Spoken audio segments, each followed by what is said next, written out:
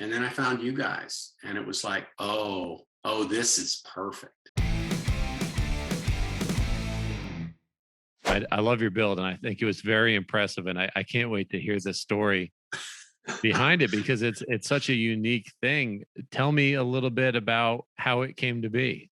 I moved in here September of 2018, and there was a above ground pool and a deck in the backyard. And I knew immediately that the pool was going to go away. I mean, they're just maintenance nightmares. As soon as I saw it, I had, it was right off of the back deck, and I thought, I can do a lot with that area since it's cleared out. So I literally, the first weekend I lived here, I was draining the pool. The second weekend, it was gone. Somebody came and, I just put it on Craigslist and said, hey, if you want a above ground pool pump and everything, come and get it. And somebody did. They came and got it. And so I ended up with a 27-foot diameter, already pounded down by 17,000 gallons of water sitting on it for a couple of years. Nice flat working area. Then you come to the point of, okay, now what do I do with a round area to work with? Well, we're in Texas, so, I drew my little star out there and thought, I put a little, maybe brick it in, put a star, put some above ground little boxes for plants in the corners, and I'll make this really cool star shaped thing. Well, I started to work with it. I said, no, that's just not enough. And that's just going to be such a pain. So I said, well, maybe I'll make it round. And so I ended up with, I'll make it 12 sided. It didn't work right. So I ended up with this 15 sided circle that I built out on top of that sand and pounded down base that was there. And it was great because it made it, except for the having to dig out a drainage channel for the garden part, the rest of it went really good. I mean, it's sitting on a brick base. And it just kept growing and growing in its complexity as it went along. Yeah, well, The railing came about by, trying to keep a dog in the yard, and I had to put in a little railing around the deck that was above there. And I thought, okay, I'll just continue that one around. And then we have hill country deer here. If you can imagine FAO Schwartz's window at Christmas time and the reindeer in front of Santa's sleigh, that's the size of the deer, and about how many you'll find in any given area is just, God, they're pets. They're not afraid of anything, and they'll just come through and eat everything. So the first year I didn't have any fencing or anything around it. Every time something sprouted up out of the ground, I mean, I've got pictures of deer on top of the raised bed, oh yeah, just grazing away. helping So, themselves.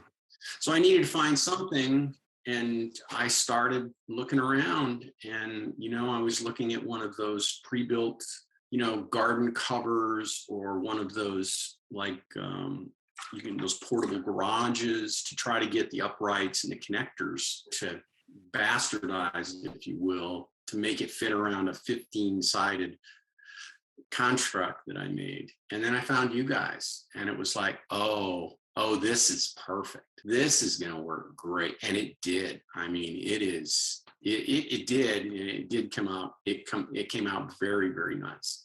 I mean, it really does. I have people come up and go, hey, you should put this in Texas Home and Gardens, Oh, well, it I really agree with did come them. out You, nice. you definitely should. I mean, you've got such a picturesque spot here, and I'm with you. I mean, take the pool. If I want to go to the pool, I'll use someone else's pool, but the maintenance, I mean, Yeah. is just unreal. And nine times out of the 10, I mean, you don't take care of it, and it ends up being a wildlife habitat. And it sounds like you've got enough wildlife already to deal with. Enough wildlife. Yeah. Yeah. But Steve, it really is a unique structure. It really catches your eye with all the bends and the semicircle, and it looks great. It looks very Texas, I'd have to say. Yeah. Yeah, it was fun with the bends because when you make a 15-sided something, you have 24 degrees. So each half bend is 12 degrees. That's kind of fun with a pipe bender. Yeah, you use the So electrician's pipe bender. yeah, yeah, I learned. It's sort of like the offsets for the junction boxes. I mean, it was so slight. There's a lot of interestingly bent pipes sitting in that shed. My test pieces. Yeah, once you bend them, it's hard to know what to do with them after that. You can't bundle them up really Yeah, conveniently. it just Yeah. yeah, But how was the bending experience? I mean, you had to do it for this to get it done, but would you recommend that correct. for other people? If you can get your hands on the pipe bender, it really isn't that hard as long as you pay attention to keeping your weight on the shoe part of it. Watch about 20 YouTube videos on how to do it. The hardest part is getting the measurements right to get the little, the markers. I saw your video on the arrow and the star, and trying to, do the math on where to get those things to come out right is the hardest part. But once you get that, yeah, I got a notebook full of how you keep track of this stuff. So yeah, kind of fun. Yeah, we did that video on how to bend conduit, which we thought would be a great skill for our community to know how to do. Because Yeah, they see builds like yours where you did this top corner, which made it look great, and then you were able to do the custom angle to put it around the 12-sided deck. So I think it's a good skill to have, but you're in for a little bit of calculating and trial and error. And yeah, I think a great approach for it is, and what I do at first is I'll make the bend I want to make with some extra on either side, and then I'll kind of chop it off where I need to. Not the pro way by any means, but it's one way to get it done. no. And what you're looking at that's exactly how a lot of that stuff was done, because there's like, 64 inches in, between the two pipes. And then you've got to add the half an inch for the bend diameter. And, it's just, so it was a lot of trial and error, and then, and getting it right. And when you look at them, they're all not perfect, but it did come out. I mean, it really came out well. I was actually surprised myself that it came out so well, and it's strong. Those connectors are amazingly, give that a rigidity that is really amazingly strong. I mean, we get some good winds through here, and that Sunshade is a pretty big sail on top of that thing. It's not moved at all. I mean, it's pretty strong. Well, that's good. It's also a testament to your design because on their own, one single connection isn't very strong on its own, right? It does okay, but when you Right, put it in right. this configuration and the way that you designed it is smart and adds to the strength of the whole structure. Yeah, it really does. People can get away with using EMT conduit for something like this. Can you imagine if you had to, use one of the commercial heavy duty clamp systems? I mean, it would have been pretty expensive. And that, and it was so heavy that, you get those inch and a half, yellow or brown colored pipe, and the connectors are strange with the screw in parts, and it just would have made it really bulky. And I didn't want to really ruin the view when that sunshade is down. It worked well, Well, good. extremely well. Good. And the gate, watching your gate video, that really helped too, because the gates I don't think I've got any real good pictures of the gates, but the gates came out great. Yeah, that's great. That was a last minute addition to the video. As we go about these videos, we start putting parts together and thinking deeply, Yeah. on each kind of hack or a topic, and sometimes some good ideas come out of that. So I'm glad that was good. Yeah.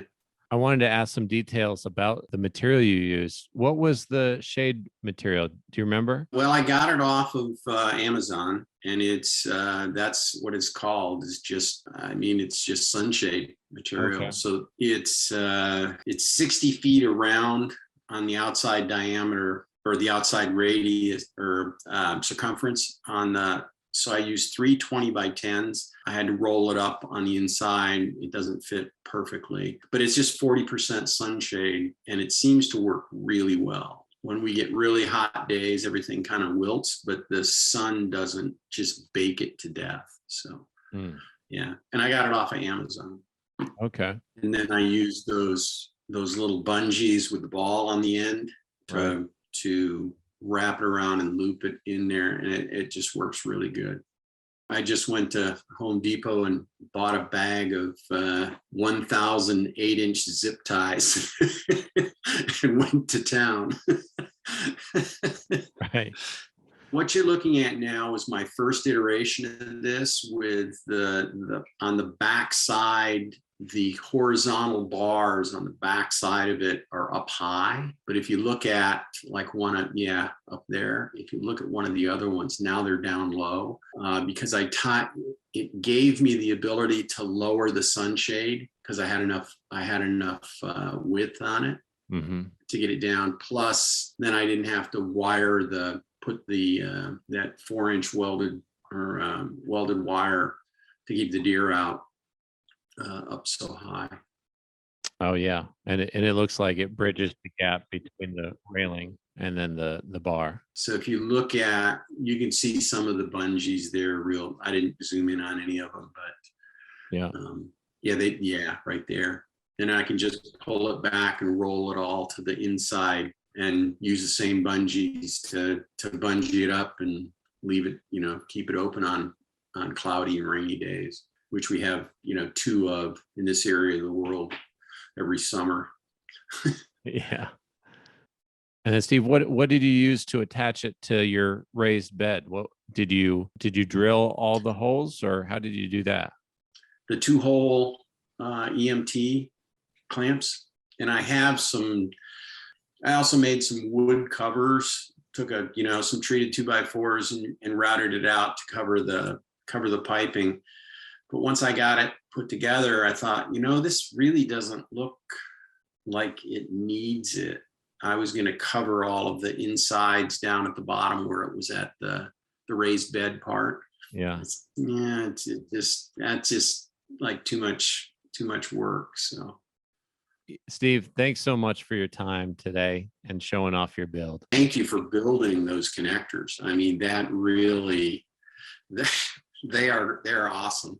I will definitely use them for, I've got another project planned for, I pulled a topper off my pickup truck when I need to use the bed. And I've got this little wooden cart I built for it. The trouble is it just wears out in the sun and just bleaches. So I've got some preliminary drawings set up for a more stable. Oh, good. Well, yeah.